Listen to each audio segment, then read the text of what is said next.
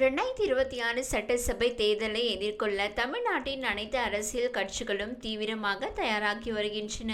ஆளும் கட்சியான திமுக ஏற்கனவே உள்ள கூட்டணியை தொடர இருப்பதாக தெரிகிறது. கடந்த தேர்தல்களில் பெற்ற வெற்றி அதிமுக பாஜக கூட்டணியை உறுதி செய்துள்ளன.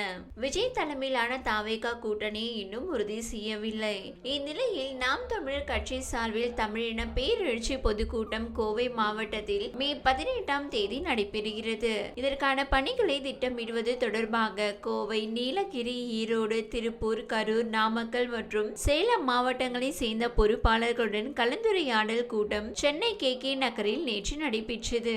இந்த கூட்டத்துக்கு அக்கட்சியின் தலைமை ஒருங்கிணைப்பாளர் சீமான் தலைமை வகித்தார். இந்த கூட்டத்தில் கட்சி நிர்வாகிகள் மத்தியில் பேசிய நாதக தலைமை ஒருங்கிணைப்பாளர் சீமான், நாம் தமிழர் கட்சி 2026 சட்டமன்ற தேர்தலில் தனித்துதான் போட்டியிடும். 234 வேட்பாளர்களில் 134 பேர் இளம் வேட்பாளர்கள். திமுக என்னும் தீமையை அதிமுக என்னும் தீமையை வைத்து ஒழிக்க முடியாது.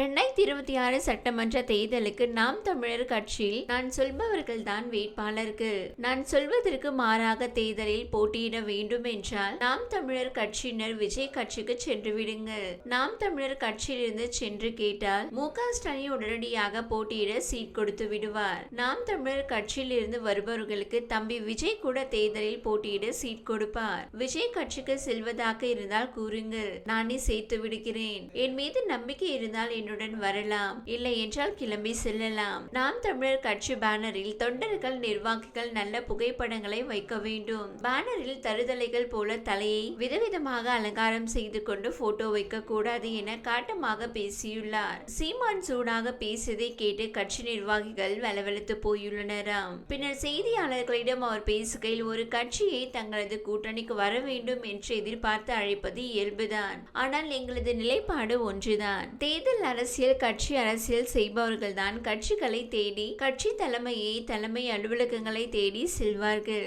நாங்கள் மக்கள் அரசியல் செய்பவர்கள். அந்த வகையில் ஏற்கனவே தொடர்ச்சியாக 2 சட்டப்பேரவை, 4 நாடாளுமன்ற தேர்தல்களை சந்தித்திருக்கிறோம். வெற்றி தோல்விகளை தாண்டி 5வது முறையும் ஒரு கட்சி தனித்து போட்டியிடுகிறது என்றால் அது நாம் தமிழர் கட்சிதான். 2026 தேர்தலில் 234 தொகுதிகளில் 117 பெண்கள், 117 ஆண்களுக்கு வாய்ப்பளிக்கப்படும். 134 தொகுதிகளில் இளைஞர்களுக்கு வாய்ப்பு வழங்கப்படும். அரசியல் வரலாற்றில் நிராகரிக்கப்பட்ட தமிழ் சமூகங்கள் இருக்கின்றன, அவர்களுக்கும் வாய்ப்பு கொடுக்கப்படும். அதே போல பல தொகுதிகளில் ஆதிக்குடிகளுக்கும் வாய்ப்பு அளிக்கப்படும். கூட்டணிக்கு எல்லாரும் தான் அழைக்கின்றனர், அதற்கு நன்றி.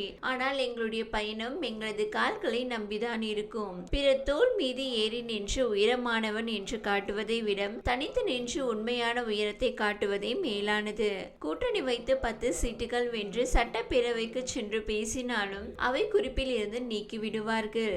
அதற்கு வெளியில் இருந்தே பேசிவிடலாம். எங்களுக்கென்று ஒரு கனவு இருக்கிறது, அதை நிறைவேற்ற வேண்டும். அதனால் தனித்துதான் போட்டியிடுவோம். அதிமுக திமுக இடையே கட்சி கொடியில் மட்டுமே வித்தியாசம் இருப்பதாக கூறிய சீமான், அதிமுகவுடன் கூட்டணி வைத்தால் ஊழலை ஒழித்து விடுவார்களா என கேள்வி எழுப்பினார். மேலும் தான் கருவில் இருக்கும் போதே தனது எதிரியை குறித்து விட்டதாகவும், உயர்ந்த லட்சியம் கொண்ட ஒருவரை தற்காலிக தோல்விகளோ அடக்குமுறையோ ஒன்றும் செய்ய முடியாது என்றும், மற்றவர்கள் கூட்டணி குறித்து பேசுவதாகவும், தாங்கள் அடுத்த தேர்தலை எப்படி சந்திப்பது என கூட்டம் போட்டு பேசி வருவதாகவும் தெரிவித்தார்.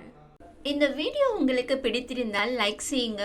மேலும் இதுபோல் வீடியோ தொடர்ந்து பார்க்க நம்ம ஒரு சேனலை சப்ஸ்கிரைப் மற்றும் ஃபாலோ செய்யுங்க.